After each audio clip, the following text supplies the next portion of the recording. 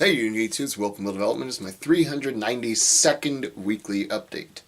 I've got my glasses on so I look smarter. And also because I'm about to drive down to Miami for Miami's Baddest Man, happening tomorrow, which I am a sponsor of, as well as providing now 6 stones for the show, 5 of which actually have been up for auction. The auction just ended tonight, with proceeds going to Our Grounds Coffee, which is the charity for the event. And I'm super excited to say that through the auction, we were able to raise $690 going directly to Our Grounds Coffee. And because it's just a weird number, I decided that I'm going to just put up the other $10 and just make it an even $700 straight to them, which is just incredible. Originally, the promoter, and this show holds a special place in my heart. It was actually the first official strongman show I had done as a novice competitor, but still. And I've known the promoter for years now, just because I started out in the sport volunteering and just helping out at competitions. And then I was talking to the promoter at a show. It was another charity show, actually, a couple months back, and obviously we both knew this show was coming up.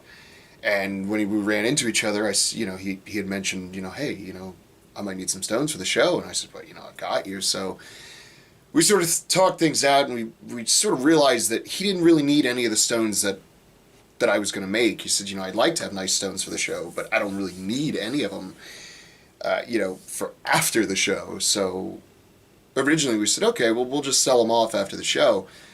And honestly, I've tried to do something similar in the past, and it just didn't really work out that well. And so I had come up with the idea where I said, well, hey, why don't we set it up as an auction for the charity?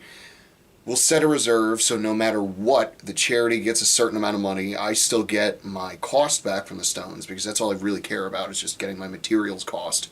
I can, just, the time is free. I'll donate my time for the charity, essentially, is what I'm doing. And we'll go from there. And, within the first day or two, the reserves were just blown out of the water, and we were already at just ridiculous amounts. I even told people before the auction started, like, hey, this is the value of this stone. Now, these are very unique stones, and I never intend to make this exact style of stone again. Truth be told, I'm not sure if I can, because the materials I used were unintentionally modified. I'm not giving away trade secrets like that, so I'll just say it that way, that the materials I used were unintentionally modified, and it caused these 5 stones to have a unique look to them that I'm not sure if I could replicate if I wanted to, just because the modification that happened to the material was out of my control. It was like a natural thing that happened to it. And so I don't even know if I could make it happen if I wanted to. So totally unique stones for the show. Very excited to be a part of the show in and of itself, and also to be donating so much money to a good cause. The exciting news then is that the next show I'm sponsoring, at least a local show that I'll be sponsoring, is the Iron Vault Classic. I want to say that's in May 7th, as I recall. And we're actually going to be doing a similar thing, and you're hearing about this first. We haven't actually made the official announcement, but the promoter and I also go way back. I've known him for about 5 or 6 years now. Really good guy. And I said, hey, why don't we do the same thing? I said, what stones do you need for the show, man? I said, I want to be a sponsor, but I'm me, so I don't want to pay for a sponsorship spot, so how can we work something out? And he said, well, I don't really need a lot of stones. And I said, well, why don't I bring 4 or 5 of the ones I've already got made up, laying around, just extra pours, that kind of thing. We'll set them up, same thing as an auction, put it towards a charity. I'll get some money back for them at least, and you'll get more exposure.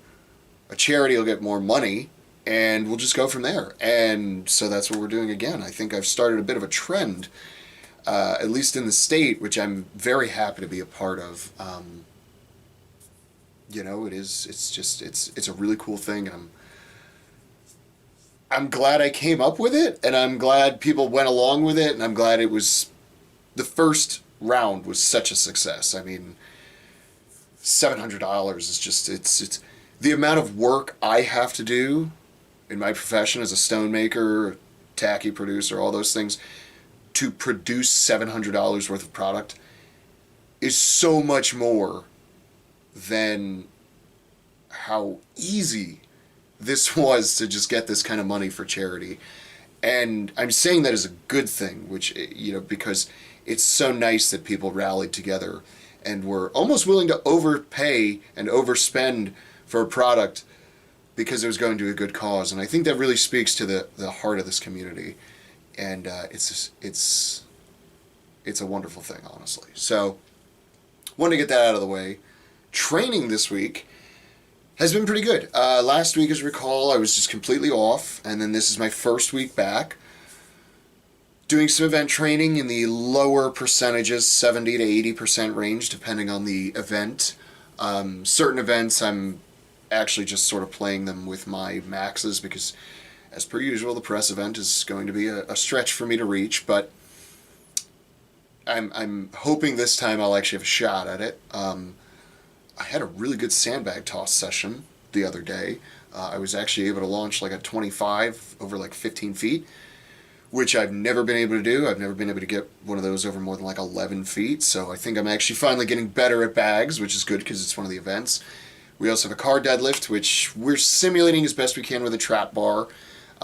Because him and I, my training partner and I have both done this event before, we sort of know how to modify it and make it feel like a car deadlift should, at least within reason. The interesting part about Strongman is that every implement's a little bit different. You can have two, let's say, rogue logs, and both of them are going to feel just a little bit different. It's just how it is. Every yoke feels just a little bit different, whether because wear or tear, you name it. What tape did they put on it? Do they have tape on the log? What tape did they put on the yoke? Did they have tape on the yoke? All that kind of stuff. Did they truck bed liner the cross beam? There's so many different things, but I like that because it keeps it interesting. Doing a stone series, which I'm still working towards getting up there. I believe the heaviest weight for my class is going to be like 300 or 3 something, and I believe it's to 52 inches, which is right around here-ish for me. So it's a pretty high load, but we're working towards it. I've got a little bit of time. I know I won't zero the event, so that's still fun to not zero. But training went really good this week, It was good first week back. I, so far, don't feel like I have to modify any of the percentages I had planned on doing. Everything felt kind of the way it should. Everything except this gimpy left shoulder of mine. Manatee, I talked about it where I went for the clean, and it just was no.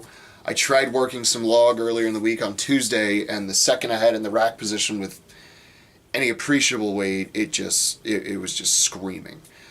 Today, I actually had about the same amount of weight on axle, and I just sort of pushed through it because I know it's not a tear or anything. It's just like a really bad strain of some kind. It's even possible that just kind of probably one of the tendons or something is just not running in the right groove, and it has yet to sort of snap back in place, or it did snap back in place, and it's just inflamed and upset. And if there's one thing I've learned about recovering from injuries, it's that resting is usually the worst thing you can do for an injury. This is not medical advice, by the way. This is just my own anecdotal personal experience with injuries.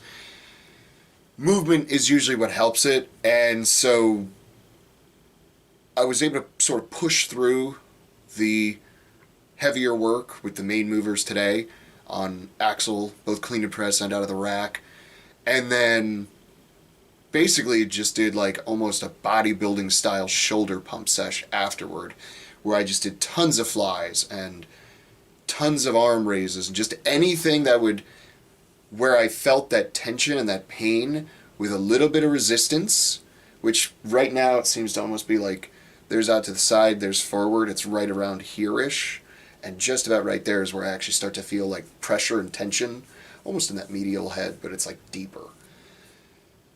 So anything I could do to sort of feel a little bit of pain while still pushing more blood into that area, I was doing. And honestly, it made my shoulder feel just a little bit better. Like, just sitting around doesn't hurt anymore.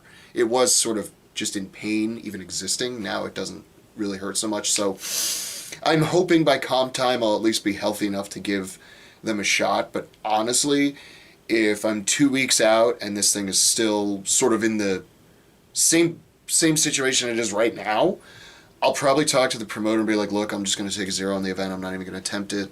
It's just not worth it, because if it's not healed to a certain extent by that point, it's just not worth it for me to even try, because there's definitely a chance of injury at that point. You know, even pushing it in training right now is probably playing a dangerous game, but I'm still playing it relatively conservatively in terms of actually pushing it. So we'll see how it goes. I'll have an update next week. Like I said, I'm about to go drive down. It'll probably take me 4 hours because I have about 2,000 or so pounds, a little bit more actually, in payload to take down with me. And I gotta drive slow. Normally, with no traffic, it's about 3 hours. But given I'll probably have to drive around 70 miles an hour the whole way down 95, it's probably going to be more like 4 hours. So I got a hell of a drive ahead of me. Wish me luck. It should be lots of fun.